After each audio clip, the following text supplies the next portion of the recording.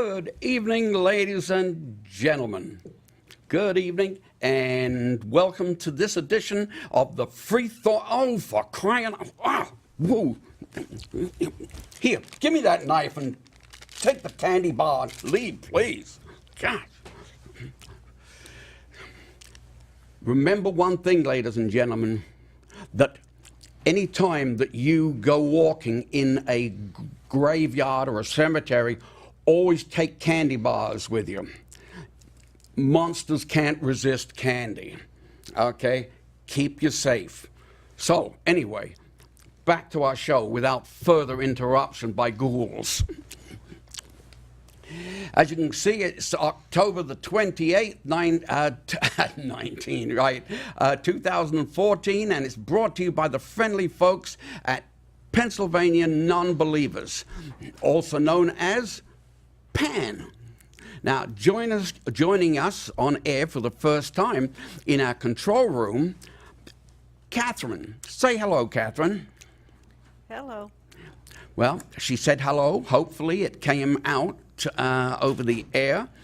And Jacob is our gallant co-host who will now be telling you about upcoming events and meetings. I am Doug, your host for tonight, and take it away, Jacob. All right, thank you. We have no upcoming events in terms of tables. Our table season, as we mentioned for the last episode, is done for the year. Although we expect to do another winter solstice party sometime in December, so we don't have details about that yet, but we'll relay it to you as soon as we have them. For our just regular meetings, monthly meetups, we have our York meetup coming up on the 1st of November, Lebanon on the 12th, Harrisburg will be on the 13th, Chambersburg on the 18th, Perry County on the 20th, although keep out, look out for that. I may need to cancel that. I'm not sure about it yet. I'll hope to let you know for sure by next episode. And the last one is Lancaster on the 26th.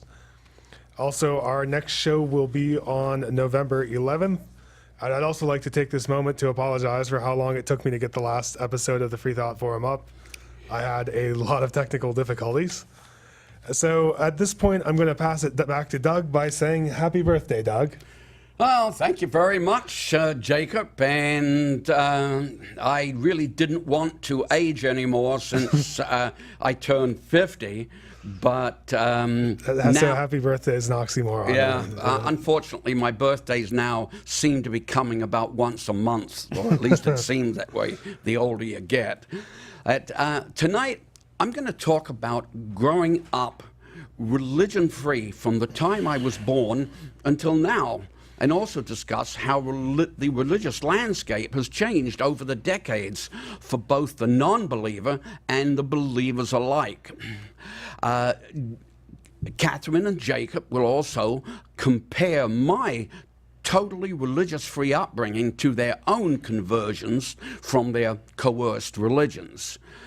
Have you ever wondered why some people believe and others don't? Stay tuned and call in if you'd like to comment.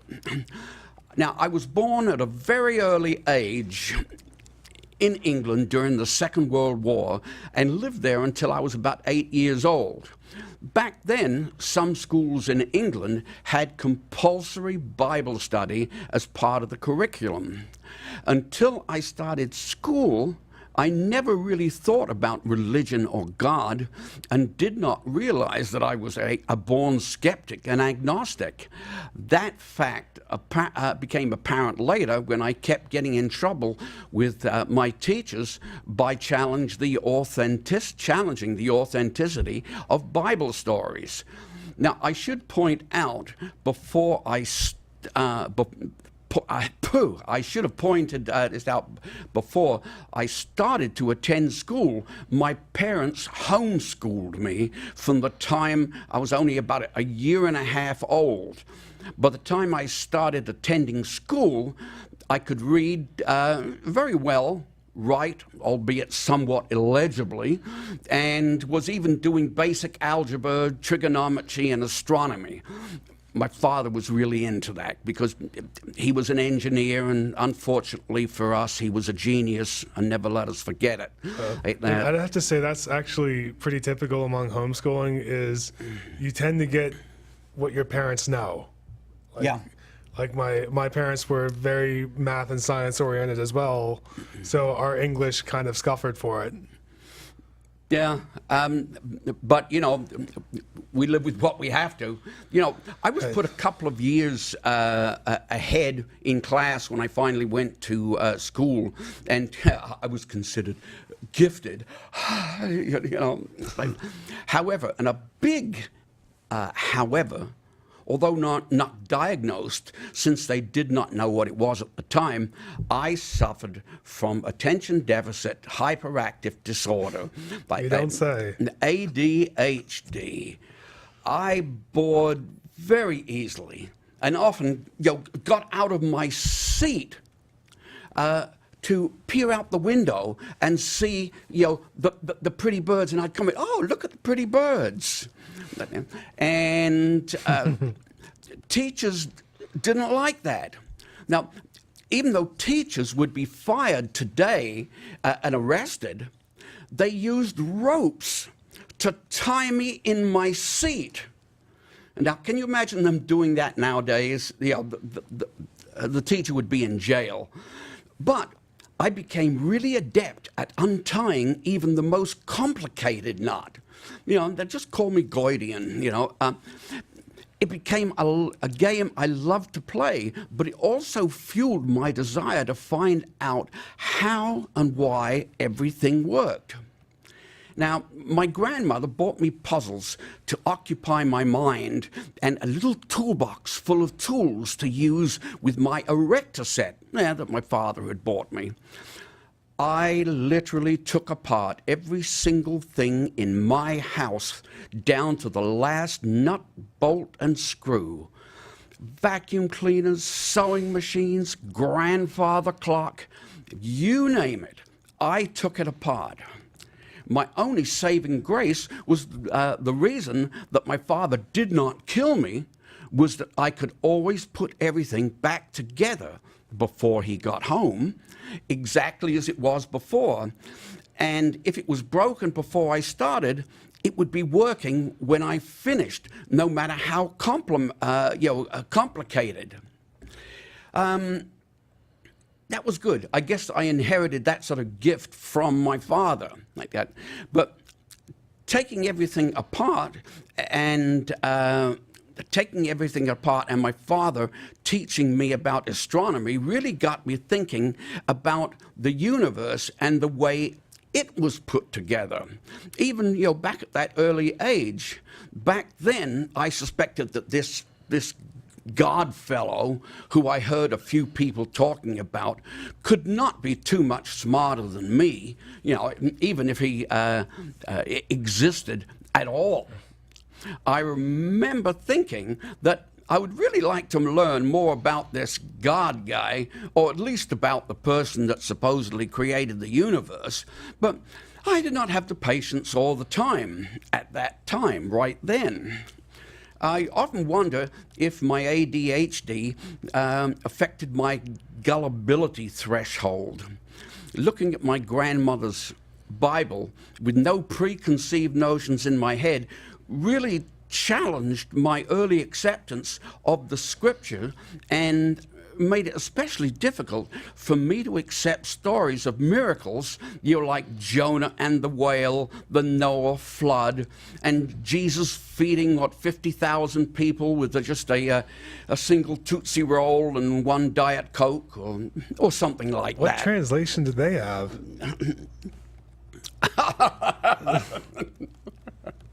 Is that those weird Catholic translations I've heard so much about? Yes. Okay. Yes. It's part of the Eucharist. Yeah. Okay. Now, teachers of religious studies do not like questions about the authenticity of Bible stories during class. The teacher of that subject sent a few notes home to my mother complaining of my disruptive views and questions that I was putting forth. In Europe and Britain at the time, corporal punishment of children was actually encouraged.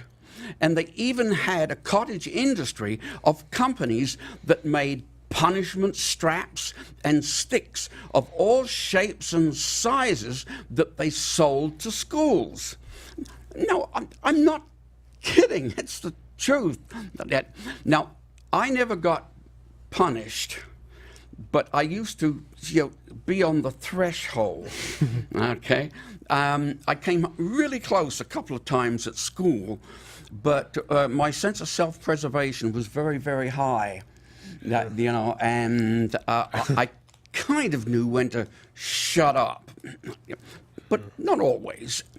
Now, my mother admonished me to keep quiet in class so many times, but after a couple of times, when my father found out, I thought I was dead, since he was really big on obedience. But surprisingly, he just put me in a school that did not teach Bible studies. I was amazed. I did not realize until, well, at least 15 years later, that my father was probably an atheist and my mother was spiritual. But, then aren't we all when asked? I'm not religious, but I'm spiritual.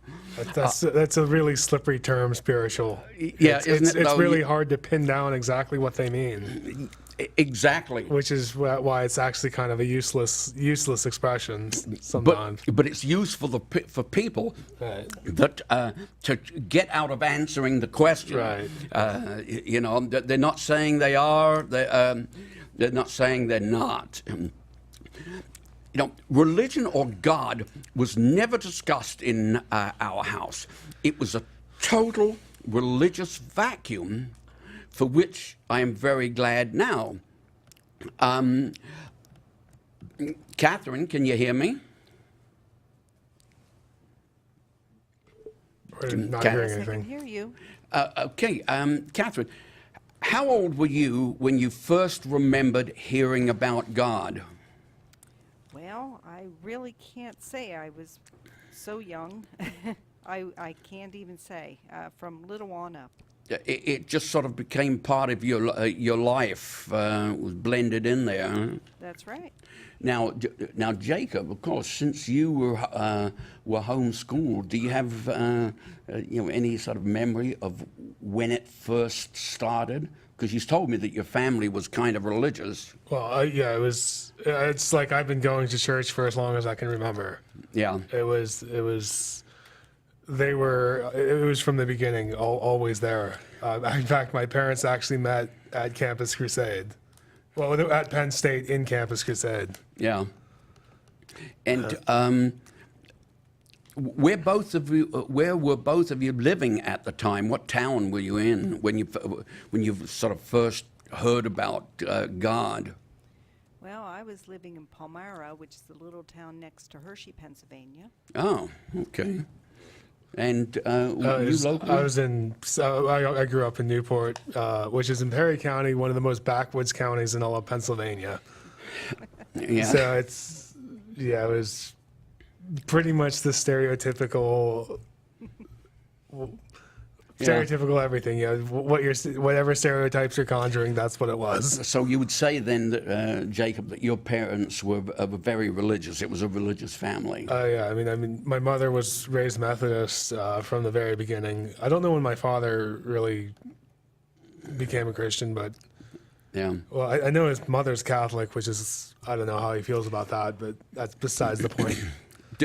Did you believe the Bible or the God stories when you first heard about them, Jacob?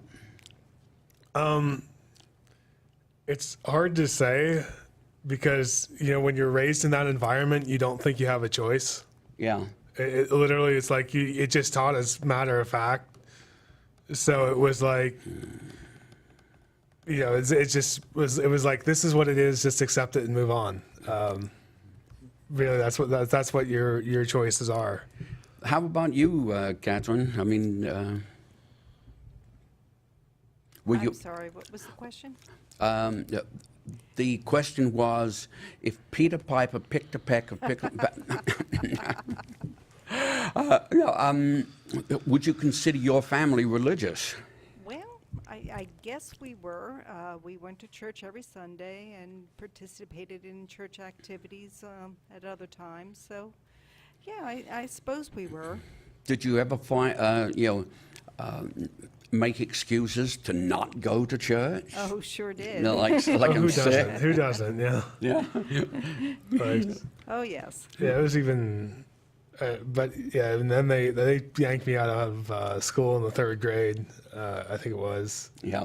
And that's when we started getting into like really hardcore young Earth creationism stuff. Yeah.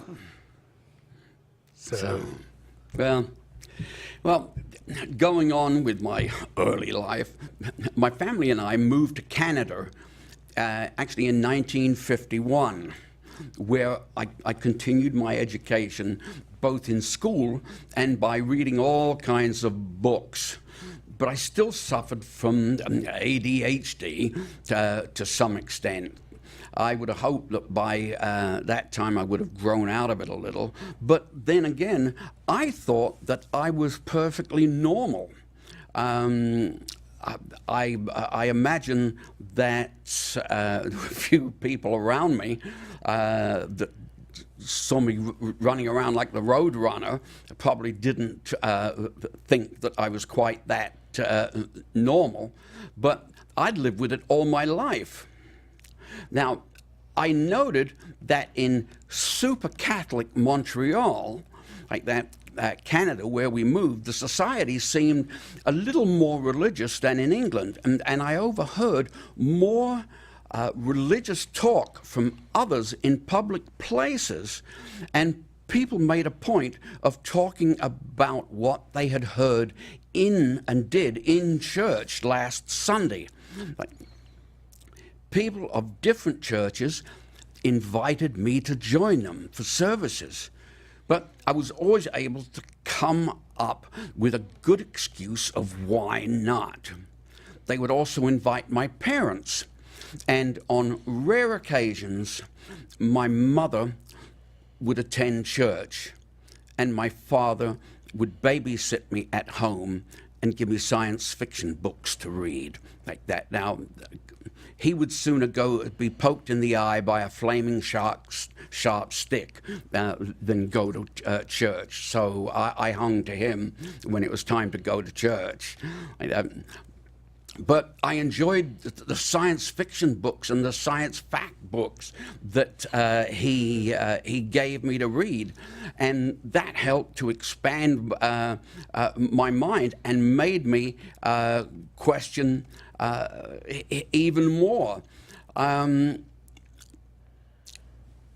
Jacob, did you enjoy church when you went?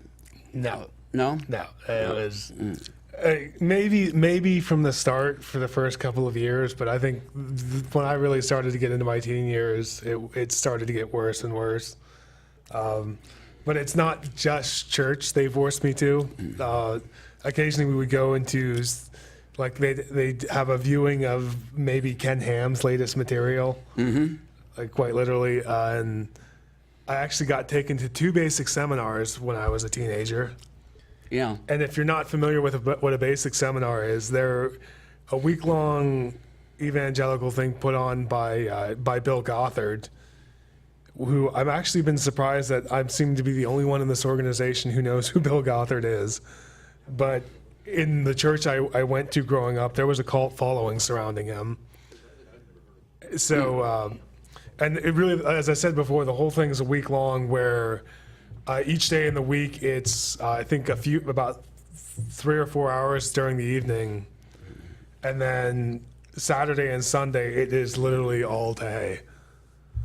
Good. Just topic after topic after topic to the point it's just like. I got to love sci-fi, and could not wait for my dad to finish the books that he was reading. It seemed he would go through about one a week, Now, sci-fi really helped expand my mind and imagination, as well as inspire an attraction for anything scientific. That attraction has lasted a lifetime. I am compelled to learn everything about everything and how and why it works. Now, let me ask you, Cathryn, what kind of non-school books were you allowed to read before, becoming a teenager? Oh, I was allowed to read practically any book I wanted. My father was a teacher, so he thought okay. reading was important. So you had an advantage there. How about you, Jacob? I mean, were you censored at all? Not really. No, but obviously religious books were encouraged. I remember from when I was really young, my mother would actually read us the Chronicles of Narnia as a bedtime story. That's give you some idea. Yeah. Yeah, our bedtime stories were C.S. Lewis. Yeah.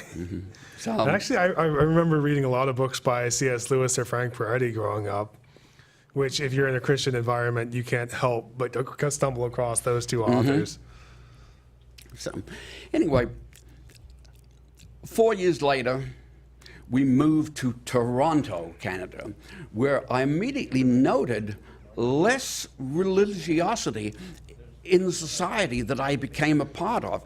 People did not seem to discuss anything religious in public, but I would often hear them talking about church social events. The actual religion didn't seem to matter, but the social events were foremost on their mind. While in Toronto, my mother received a visit from the local Mormon streetwalkers, as I call them, and actually let them into our home to talk about Jesus and the Latter-day Saints. I sit and listened and was ready to defend her if they should forcefully decide to baptize her. Fortunately, they did not try. Well, they could baptize her posthumously. Yes, right. They do believe in that. She then did the unthinkable. My mother invited them back. Oh, what's his name in heaven? They came back again and again and again and again. Now, I will admit, I was still curious, and I found their stories and their proselytizing kind of different and interesting to a certain extent. It was certainly a far cry from Protestant Christianity, even though they still used the same basic cast of characters. Right. What transpired next was that my mother decided to accept their invitation to visit their Kingdom Hall for services. Kingdom Hall's Jehovah's Witnesses. Sorry, yes. What is the other one? But anyway, I'll get back. Slight correction there, but yeah, it's not a Kingdom Hall. But up to that time, my mother did not. Up to that time, my father did not know about the Mormon invasion. I certainly was not going to tell him and spill the beans. But when she told him she was going to effectively go to church, well, the feces hit the fan. Bloody hell, woman! Are you out of your bloody mind? My father yelled. I exclaimed, but they seemed like nice people, Dad. Well, that was a mistake. Bloody hell, boy, keep your mouth shut. I was not talking to you. This does not concern you. Well, my mother simply said in a very calm and quiet voice, the way that she always did, George, I want to go, and I am going, and Douglas will be coming with me.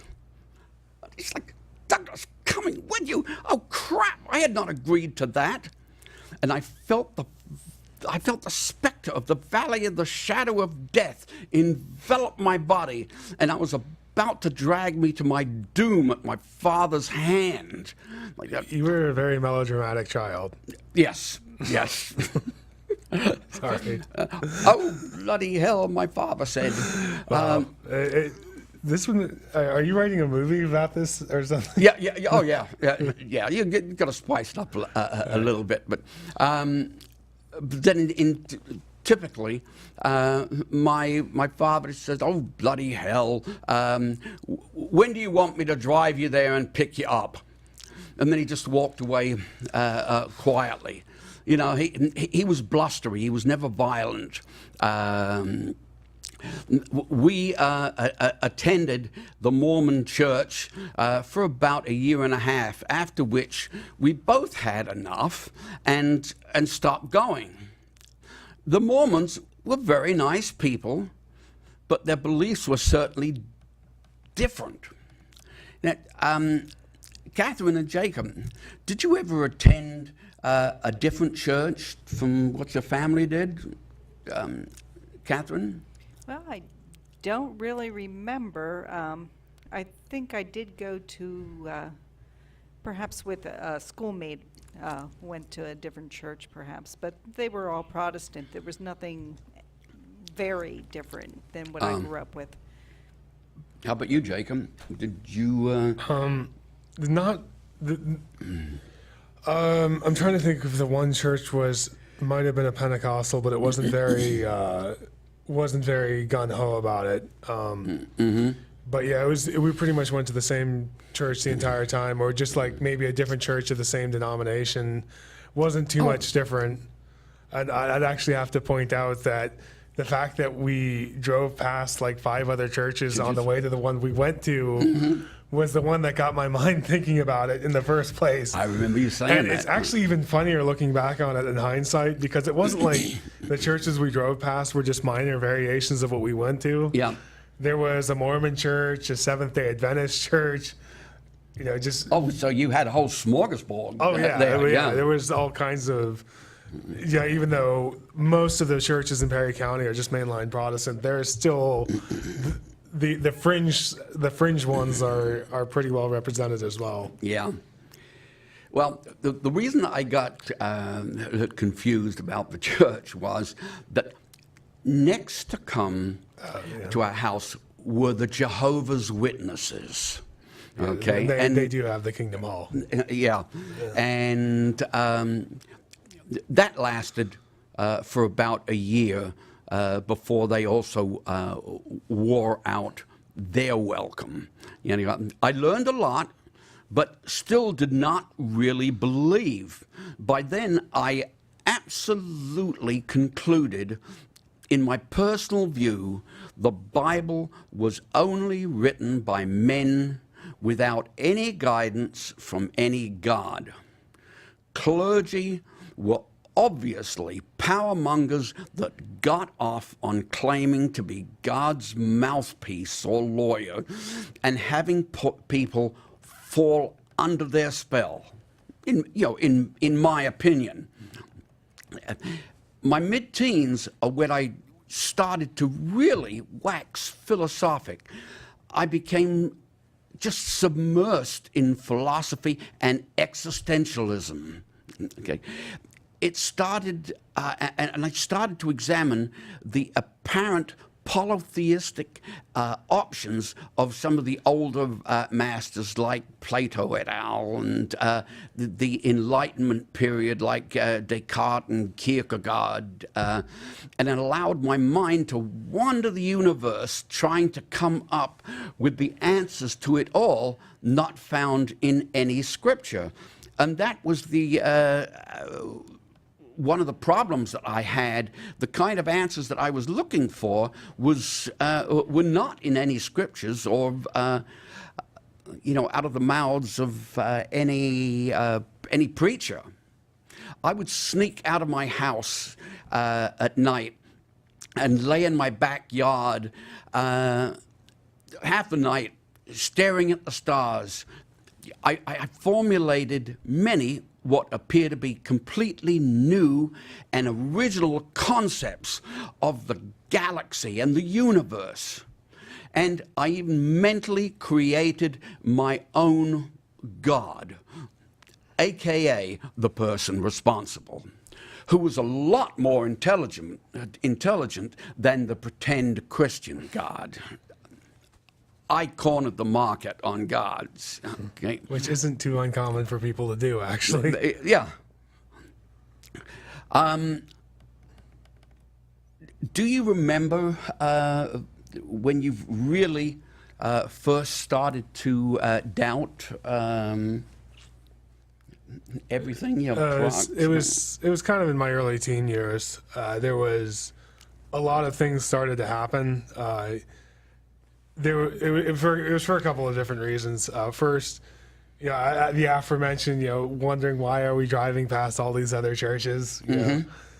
And then I remember watching a documentary where they show these people practicing ancestor worship, and somebody supposedly becomes possessed. And it didn't look too different than some people react in church sometimes. So when you start to see that, you start to learn about the other religions. That was a big thing. Yeah. And then it was like, with the creationist material, there was so much stuff that just felt like they were just making it up as they went along. Trying to rationalize everything to just make it fit. It's kind of bothered me. I mean, it wasn't.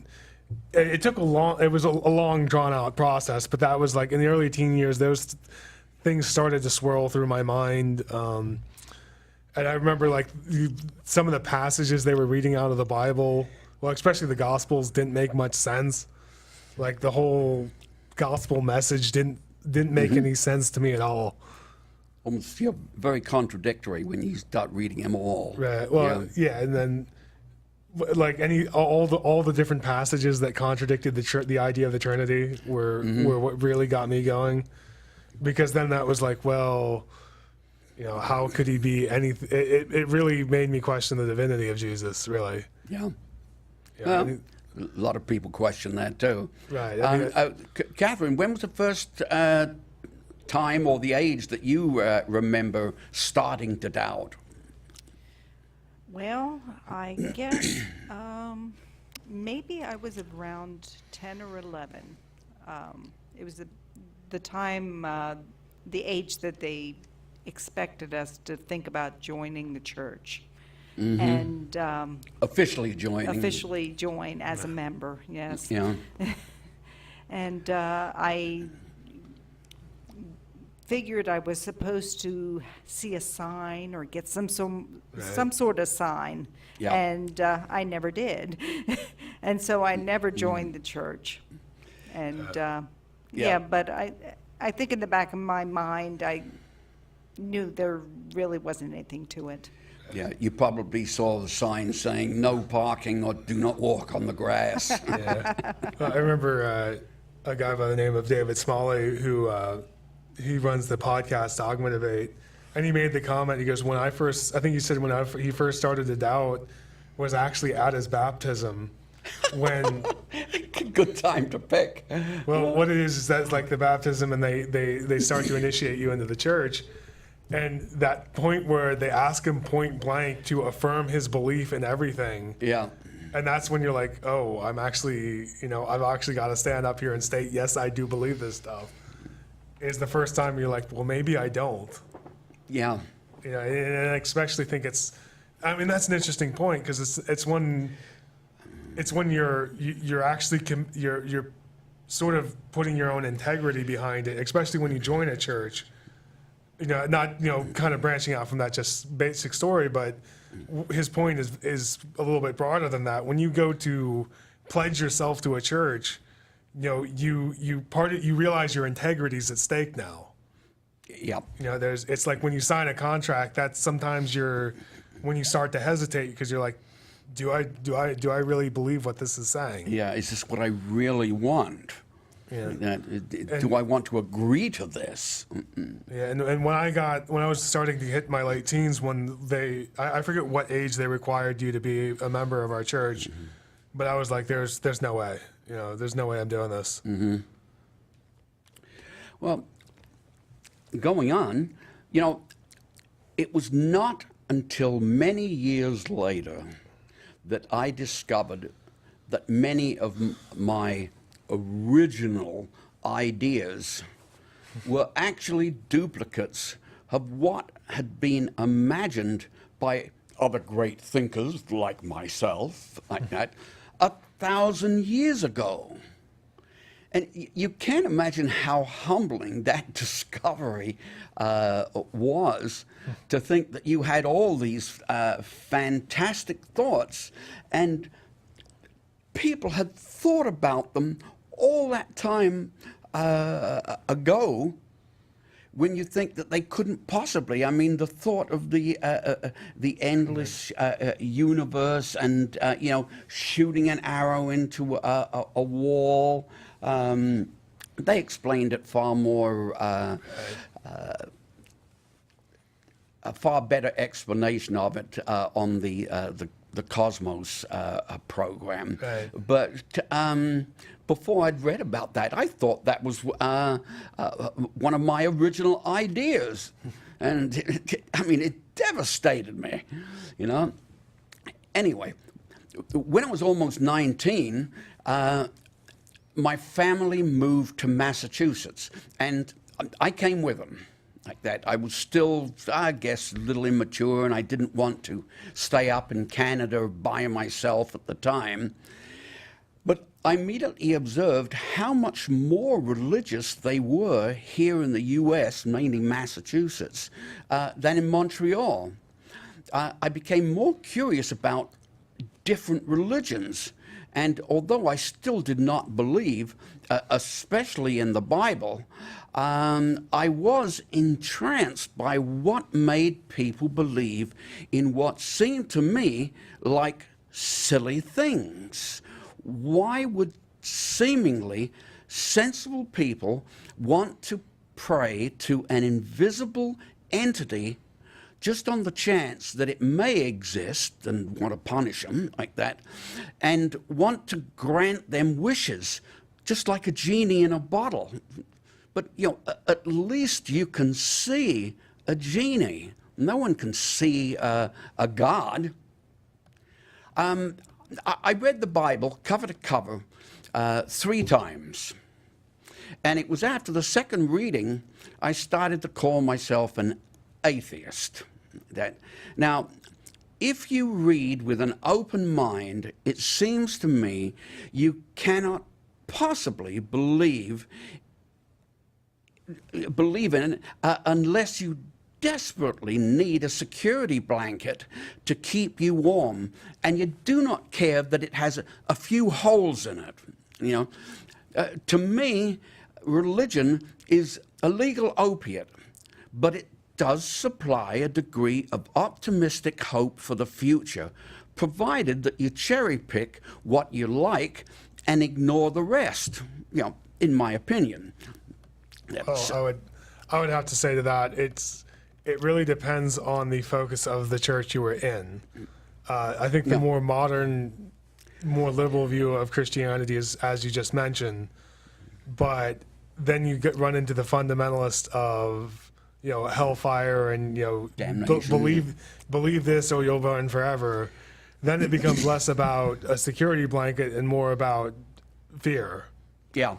And I think that's really what kept me in so long, was just the fear that comes with, the idea that even just being doubting or questioning could land you in hell is enough to not make you not ask questions. Well, even the majority of your feeling, you're saying, oh, no, I don't really believe in this, but do I dare not believe in it? And when you've been brought up, where that's that's been presented as fact for as long as you can remember, it's hard to shake that off. You'll slam the door in its face. Yeah. You know, I mean, it's always going to be there.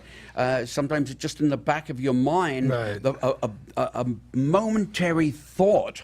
You know, 99% of your thought can say, no, this is ridiculous. Right. But then every once in a while, your mind just wanders for that split second and says, but, gee, but am I really that sure? Right. What if? And it's the what ifs that keep people coming back to the church. And it's funny because when I was growing up, the idea of heaven never actually appealed to me.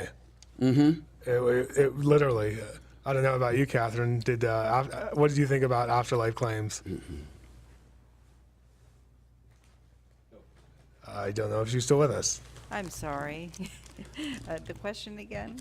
We were talking about afterlife claims, like how when I was actually growing up in church, the idea of heaven never actually appealed to me, but it was the fear of hell that kept me there. Yeah, I guess I did believe at some point in a heaven and hell, and yeah, I did definitely have a fear of hell. I mean, you know, I always had this idea that somebody was looking over my shoulder, and so I had to be good. Yeah. Right. So I mean, that's why I say I think it's wrong to say that people stay in their religion because it's a security blanket. I don't think that's the case for a lot of people. Yeah. Just my personal opinion. Yeah. You know, in my 30s, I did begin to doubt my non-belief for a short while. Since, you know, I was being bombarded with comments from what seemed like everyone that I was wrong about religion and God. I felt completely alone in my disbelief, or at least in my questioning. So for a couple of years, I took religious instruction from and attended the Catholic Church, the Baptist Church, the Buddhist temple, and even revisited the Mormon Church and the Kingdom Hall. I really needed to find answers. True answers that would be true answers, and I would be the sole and final arbiter of that truth. Now, I was told that I needed to pray on my knees in order for this to work and for the Spirit to come over and envelop me. Well, I did that for the first time beside my bed, a couple of nights in a row. On the third night, I got on my knees and started to pray for about 1 minute. And it was like something slapped me in the face. And at that point, I opened my eyes and said to myself, Douglas, you got to be out of your mind to believe this crap. I stood up, got ready to go to bed, and that was the first and the last time that I ever prayed. That incident cemented in my mind an impregnable vault of disbelief for any man-made gospel or religion, particularly Christianity, for which we'll go into, reason we'll go into at another time. And beyond any doubt and without any mental reservation, disregard all scriptural accounts of all gods and deities. My personal dislike stemmed from the Dark Ages and the Inquisition, from current shady clergy perverts, in my opinion. But anyway, like I said, we'll get on to that to another time. Every religion in the world would classify me as an atheist. And I will often use that term myself to to describe myself, sometimes just for shock value. But actually, I'm not really, kind of, sort of, like that. I'm more like an agnostic deist. No, I would quibble over that, actually. Now, I figured you would jump in there because we had kind of that discussion before. Well, yeah, we've had this discussion before. I think it'd be more appropriate to say agnostic about deism, because the way you've described it is like, it's one of those things. To say you're a deist means you believe in a god. To say agnostic deist is more like, I believe it, but I'm not sure about it. But just to say I'm not sure about it is more of just agnostic about deist. But actually, I think it's, if you're talking about deism, which is really a God that's not connected to the universe, and really doesn't everyone, care. It's fair to say that everyone is agnostic about it because there's no way to actually prove or disprove that proposition. My personal view on deism is I'm apathetic towards it because it's an empty proposition. Mm-hmm. It can't tell you anything. It's, if it's true, it doesn't change my life at all. Yeah. Actually, Dan Fink described it as being a de facto atheist. Okay. Where it's like, even if you're not sure about even if you're not sure whether or not it exists, and maybe you do believe it exists, you don't actually gain anything from it. Mm-hmm. Like you don't draw any morality from it or hope for an afterlife or any. Your life isn't changed by it, so it really doesn't matter what. You got a call. Oh, we have a phone call. Fantastic. Put him on. Hello, caller. Can you hear me? Hello, caller. Just wondered if you could talk about how your change in religious beliefs affected your marriages or your relationships with girlfriends or boyfriends. If there was an effect. Repeat the last one, if you would. How your change in religious belief through the years, if that had an effect on your marriages, if you were married, or with relationships with a girlfriend or a boyfriend. Okay. I don't mind. Thank you. Did it actually have an effect on my marriages? All 38 of them. But no, not really. And it did not affect the way that I brought up my children. I'll tell you a quick story here. A few years ago, my son called me up, and he is in the Army, okay, and I think he was like about 30 years old at the time, and he said, hey, Dad, he said, can you answer me a question? And I said, sure, no problem. He says, I don't ever remember us going to church. And I said, well, yeah, that's right. I said, we never went to church. He said, but you also never taught me anything about religion. And I told him, well, that's true. I was not about to teach you anything about religion as a child when your mind was susceptible to and gullible. I said what I wanted to do was let you decide for yourself when you were an adult and make your own decisions. And he says, oh, okay, hey, thanks, Dad. That's all I want to know. Click. And hung up the phone. Now, yes, I was married before. We never went to church. My wife never really appeared to have an interest in going to church. If she had wanted to, I certainly wouldn't have complained. I mean, religion is a personal sort of thing.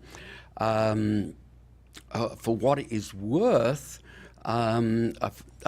she told me a couple of years after we were divorced that she'd taken up, what is it, with the, gosh, my mind went blank, with the witches and,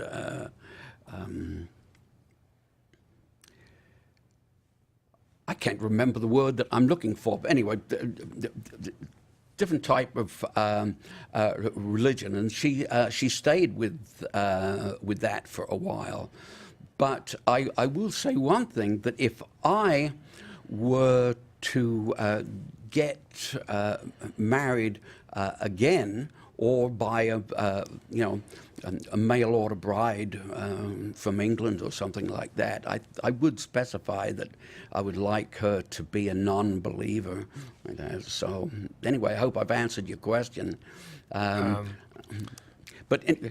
I would have to say, for me personally, it was a strange thing, actually, because I think whenever I started to slowly come to terms with my own non-belief, there was this kind of, I started distancing myself from my family. Mm-hmm. Not really because I wanted to be away from them. It was mostly like I wanted to avoid religious questions. Like, I was closeted for a while. It was, but they talked about religion a lot, so I didn't want it coming out. I didn't want it, I was really afraid of that. So it was kind of like, we started to distance ourselves a bit. And then I think when I came out to them and told them, I think things actually got a little better between us. Well, especially between me and my mother, because we've actually had some good conversations about it, and we're able to talk about it in at least more intelligent way. Although there's a couple of things like I feel like I want to say, but I can't quite. But Exactly. it's still the case. We can talk about it. I think our relationship really hasn't been affected that much. My relationship with my father has gotten a little strained, but it's not terrible. In fact, I mean I think we've had some issues growing up anyway, from time to time. So I don't see it as being anything we can't get through. yeah. But I don't think there's really been too much strain on the family or any relationships over it. I don't know if Cathryn has anything to say on this. Oh, not a whole lot. I don't think it's really been an issue for me. That's good. Yeah, I mean, and that's the thing. It's looking at the book Coming Out Atheist by Greta Christina, and was actually mentioning that a lot of people said it was actually no big deal whenever they came out to family members. Now, that's not to say that there haven't been strained relationships left and right over it, but I yeah, have been. for us personally, it's not been a big deal.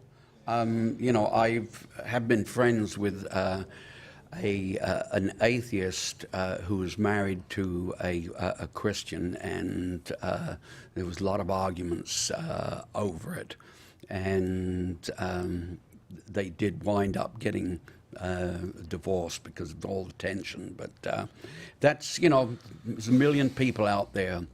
But you know what my problem is? I cannot imagine eternity or infinity.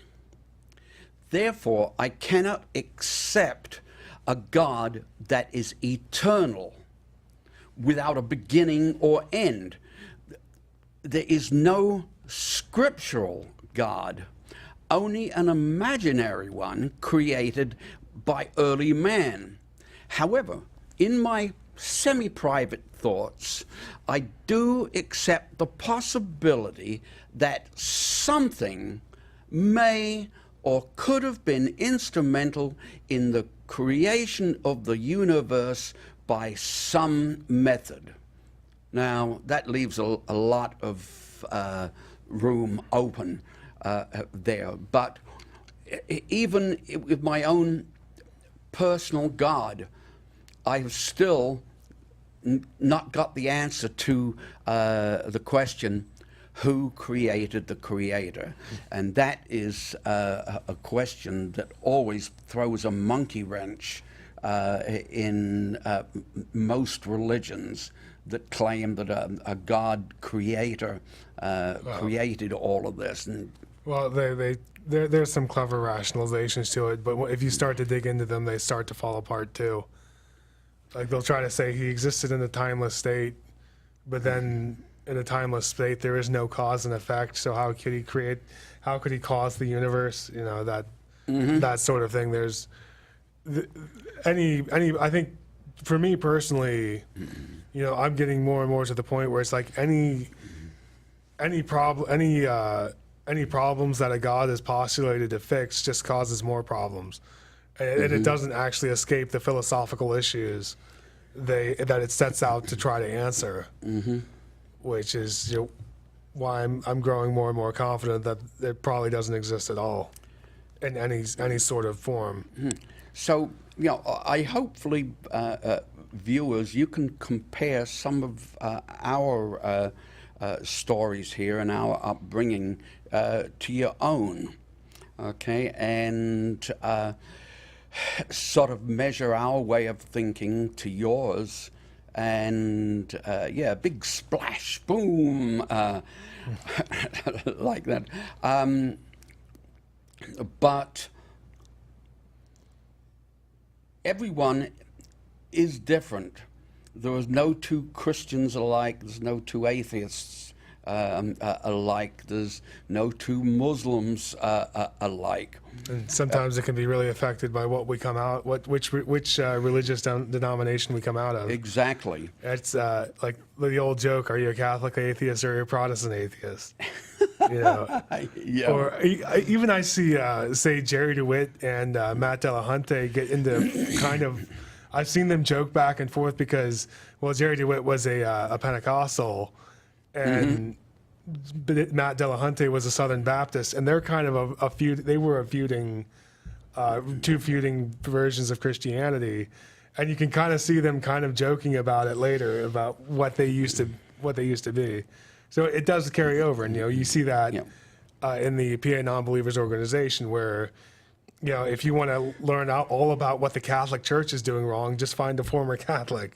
You know, you want to know what's wrong with young Earth creationism, come see me, and you know, or homeschooling, or like a fundamentalist, more fundamentalist. You know, come see me. You know, that's. But you know, the thing is that you have to be willing to learn. You have to be willing to ask questions. And if your religion sort of forbids you from asking Which most of them questions, then you'll always believe the same thing. Now, I mean, you can still ask questions and get answers and believe what you believed before. But nothing says that you have to change. You just have to go with an open mind into studying religion and other religions. And if you think that your religion has been right, I'm sure that no reasonable God that you worship would punish you for asking a question and coming back to him as the answer. You know, people say, no, God doesn't want us to ask. You just go on blind faith. No, I don't think that any deity such as that would want you to be dumb or remain dumb. So it looks like we're winding down here. Is there anything else that you can think of? We don't have any time for that, but just to remind you, our next show will be on November 11th. So we hope to see you then. Have a happy Halloween. Any idea what you might be covering then? No, not at the moment. Okay. Well, thank you very much for tuning in. We appreciate it.